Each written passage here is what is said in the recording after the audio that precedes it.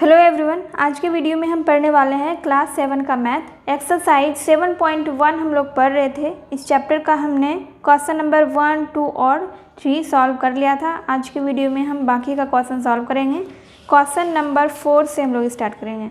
इस एक्सरसाइज के पार्ट 1 के वीडियो का लिंक आपको डिस्क्रिप्शन बॉक्स में मिल जाएगा। चलिए हम लोग स्टार्ट करते हैं क्वेश्चन नंबर 4 से। नीचे दिए गए सर्वांगसम त्रिभुजों के प्रत्येक जोड़े में संगत भुजाएं व संगत कोण बताइए। यहाँ पर 3 चित्र दिए गए हैं। सबसे पहले हम लोग फर्स्ट नंबर का सॉल्व करेंगे। तो यहाँ पर एक त्रिभुज है एक्स वाई और जेड, दूसरा है ए बी सी, और यहाँ पर बताना है आपको संगत भुजा और संगत कोण।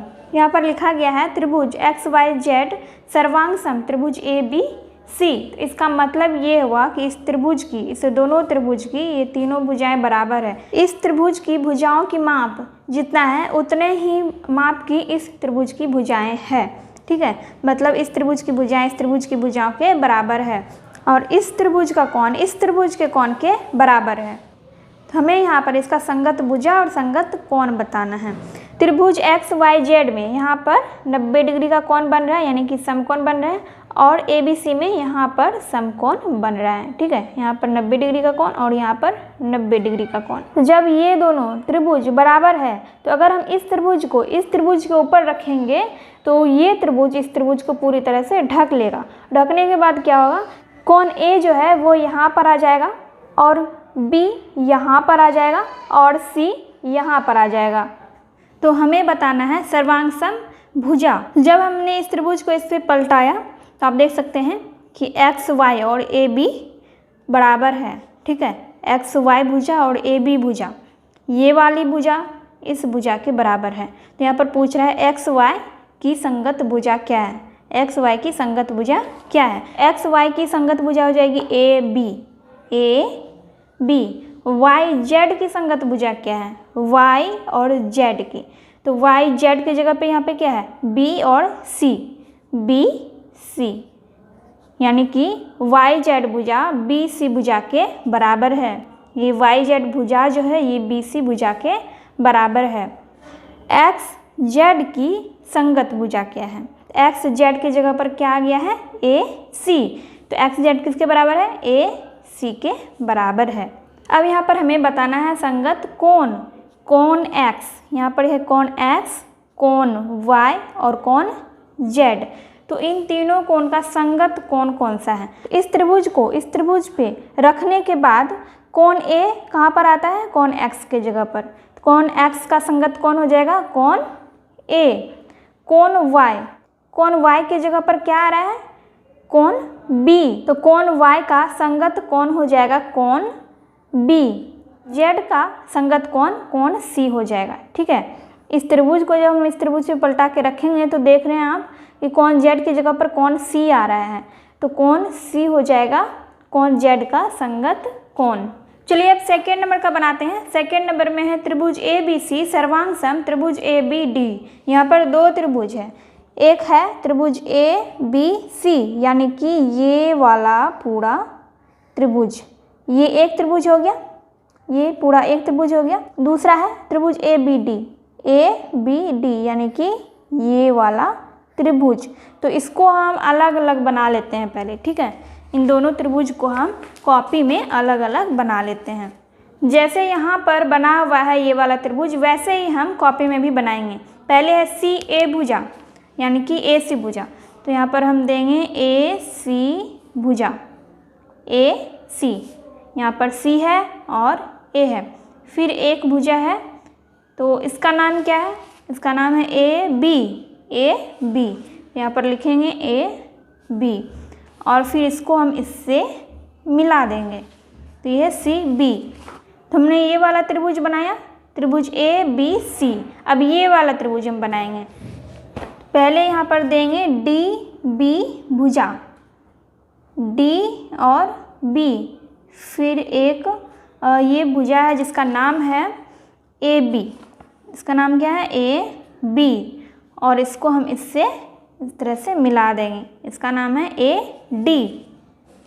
तो हमने इस फिगर से, इस चित्र से दोनों त्रिभुज को अलग अलग करके यहाँ पर बना लिया है। हमें निकालना है संगत भुजाएं ए बी का संगत भुजा, बी सी का संगत भुजा और ए सी का संगत भुजा हमें निकालना है। फिर हमें निकालना है कोण ए बी सी की संगत भुजा और कोण बी सी ए की संगत भुजा, कोण बी ए सी की संगत भुजा। इस त्रिभुज में समकोण यानी कि 90 डिग्री का कोण यहाँ पर बन रहा है और इस त्रिभुज में 90 डिग्री का कोण यहाँ पर बन रहा है। इस त्रिभुज को अगर हम इस त्रिभुज पर रखेंगे तो कोण B यहाँ पर आ जाएगा, ठीक है, और D यहाँ पर आ जाएगा, A यहाँ पर आ जाएगा। हमें AB का संगत भुजा, BC का संगत भुजा और AC का संगत भुजा लिखना है। तो AB का संगत भुजा क्या हो जाएगा, यहाँ पर है AB, ठीक है, A की जगह पे क्या है B और B की जगह पर A, तो AB का संगत भुजा हो जाएगा BA। इसको आप AB भी लिख सकते हैं। BC का संगत भुजा, B और C का संगत भुजा क्या हो जाएगा AD, A और D, यानी कि BC भुजा जो है ये AD के बराबर है और AB भुजा AB के बराबर है। AC का संगत भुजा है BD, AC का संगत भुजा BD है, यहाँ पर हम लिखेंगे BD। हमने इसी त्रिभुज को इस पर पलटा कर रखा तो हमने देखा कि B के जगह पर A के जगह पे B और C के जगह पे D आ जाएगा, तो उसी के अनुसार हम यहाँ पर लिख रहे हैं। अब है कोण ABC, कोण ABC यानी बीच में क्या है B है, कोण B, इसका मतलब हुआ कि कोण B के बारे में यहाँ पूछ रहा है, यानी कोण B, कोण BCA, कोण BCA यानी कि ये वाला कोण, जो कोण बीच में है उसी के बारे में पूछा जा रहा है। मतलब कि कोण B के संगत कोण कौन सा है, कोण C के संगत कोण कौन सा है और कोण BAC यानी कि ये वाला कोण, इस वाले कोण के संगत कोण कौन सा है। कोण ABC, कोण ABC यानी कि ये वाला कोण, तो इसके संगत कौन सा कोण है, कोण ABC के। तो इसको हम बहुत ही आसानी से लिख सकते हैं क्योंकि मैंने यहाँ पे पहले ही लिख दिया है BAD। पहले ही हमने यहाँ पर देखा कि जब हम इस त्रिभुज को इस त्रिभुज पे पलटा कर रखेंगे तो कौन सा कोण कहाँ पर आएगा। कोण B के जगह पे आ रहा है कोण A यानी कि ये वाला कोण, कोण B के बराबर है कोण A, ठीक है, कोण B के बराबर कोण A है। तो इसको हम कैसे लिखेंगे, इसका तो यहाँ पर लिखा हुआ है ABC, कोण ABC लिखा गया है, तो हमें इसको भी वैसे लिखना है, कोण BAD हम लिखेंगे, कोण BAD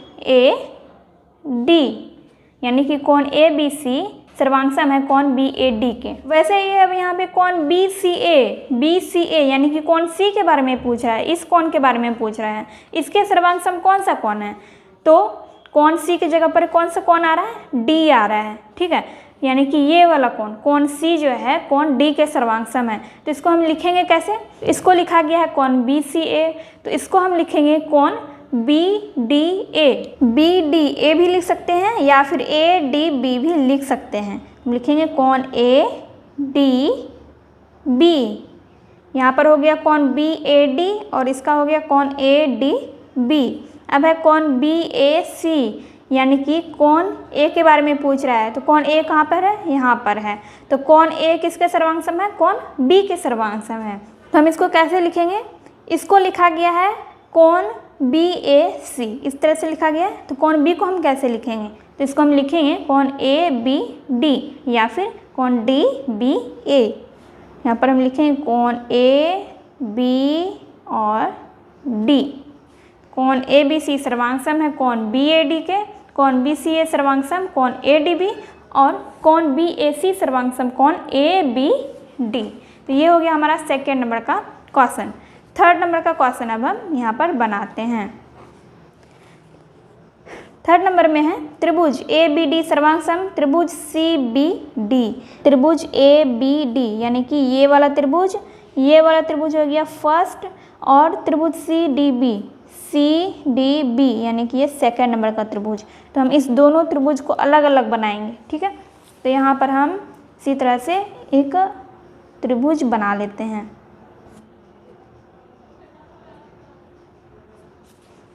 इसका नाम है ABD, ABD।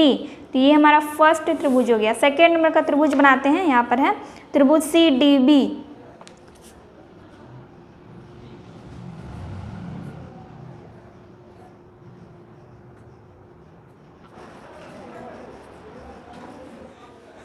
चलिए थर्ड नंबर का फिगर हमने बना लिया है। तो पहला त्रिभुज है त्रिभुज ABD और दूसरा है CBD। तो इसमें हमें बताना है AB, BD और AD की सर्वांग भुजाएं और कौन ABD, कौन BDA, कौन DAB के सर्वांग कोण। तो यहाँ पर जो भुजा लिखा गया है इस कोण का भुजा लिखा गया है, ठीक है। AB और BD और AD। तो AB के सर्वांग भुजाएं कौन सी है, BD के सर्वांग भुजाएं कौन सी है और AD के सर्वांग भुजाएं कौन सी है। तो जब हम इस त्रिभुज को इस त्रिभुज के ऊपर रखेंगे तो कोण C जो है ये C यहाँ पर आ जाएगा, ठीक है। लेकिन D जो है D यहाँ पर आएगा और B यहाँ पर आएगा। कैसे, आप इस फिगर को ध्यान से देखिए। यहाँ पर मैंने कॉपी में हाथ से बनाया है, इसीलिए आपको भुजाएं छोटी या बड़ी नहीं दिख रही होंगी, लेकिन यहाँ पर साफ साफ पता चल रहा है कि AB भुजा जो है CD भुजा के बराबर है और BC भुजा AD भुजा के बराबर है। तो जब हम इस त्रिभुज को इस त्रिभुज पर रखेंगे तो ये छोटी वाली भुजा इस वाली भुजा पे आ जाएगी और ये वाली भुजा इस भुजा पे आ जाएगी। तो इस तरह से B यहाँ आ जाएगा और D यहाँ आ जाएगा इस त्रिभुज का, ठीक है। तो इसलिए हमने यहाँ पर लिखा है कौन B की जगह पे आ जाएगा D और D की जगह पे B आ जाएगा और A की जगह पे आ जाएगा C। अब हमें बताना है कि AB की सर्वांग भुजाएं कौन सी है। तो AB की सर्वांग भुजा कौन सी है, CD। हम यहाँ पर लिखेंगे CD। AB भुजा CD भुजा के बराबर है। BD भुजा के बराबर है DB। यहाँ पर हम लिखेंगे DB। AD के बराबर है CB या BC भी हम लिख सकते हैं। कौन यानी कि एंगल, कौन ABD, कौन ABD का मतलब हुआ कि ये वाला कौन। कौन BDA का मतलब हुआ कि ये वाला कौन। कौन DAB का मतलब हुआ ये वाला कौन। तो हमें इसका संगत कौन बताना है। कौन ABD यानी कि ये वाला कौन। तो कौन B के सर्वांगसम है कौन D। तो इसको हम कैसे लिखेंगे, तो इसको हम लिखेंगे कौन BDC। कौन BDC। BDA का मतलब हुआ कि ये वाला कौन। तो इस कोण का संगत कौन है कौन B। तो इसको हम लिखेंगे CBD। कौन CBD। जिस कोण के बारे में हम लिखते हैं उसको हम बीच में लिखते हैं, ठीक है। यहाँ पर हम कौन B के बारे में बता रहे हैं तो उसको हम बीच में लिखेंगे कौन CBD। कौन DAB यानी कि ये वाला कौन। तो इस कोण का संगत कौन हो जाएगा कौन C। तो इसको हम लिखेंगे कौन BCD। कौन BCD। क्वेश्चन नंबर 4 हमारा कंप्लीट हो चुका है। क्वेश्चन नंबर 5 हम लोग बनाते हैं। क्वेश्चन नंबर 5 में है दो वर्ग जिनकी भुजाएं समान हैं, क्या वे सर्वांगसम होंगे। तो इसका आंसर हम लोग लिखेंगे हाँ। हाँ कैसे होगा, यहाँ पर दो वर्ग हम बनाते हैं, ठीक है।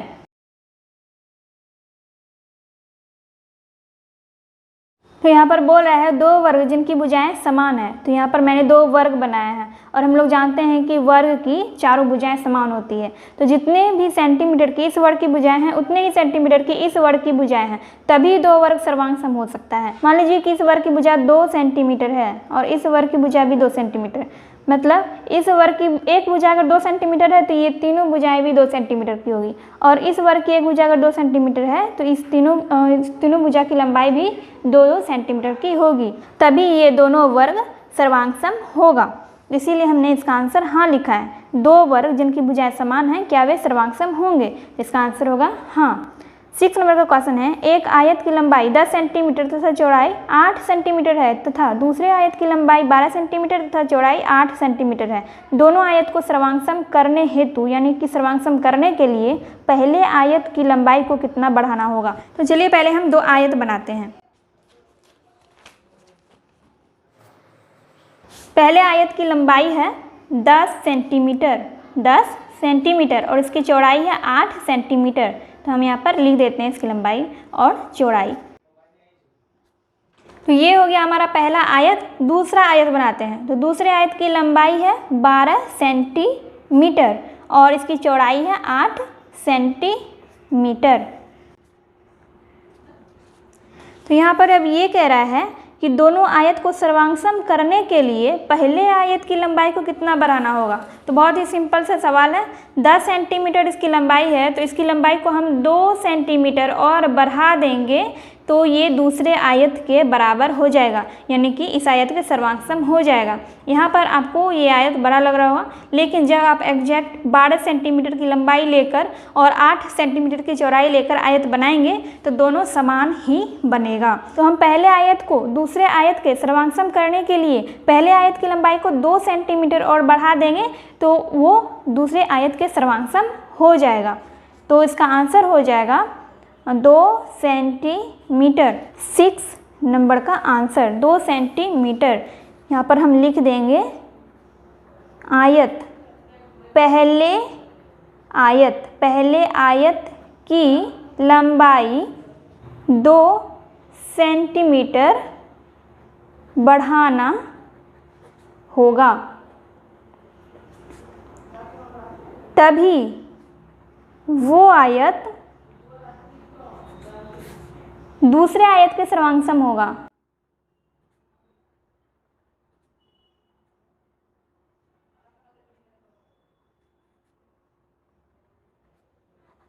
तो ये हो गया हमारा 6 नंबर का आंसर। 7 नंबर का बनाते हैं।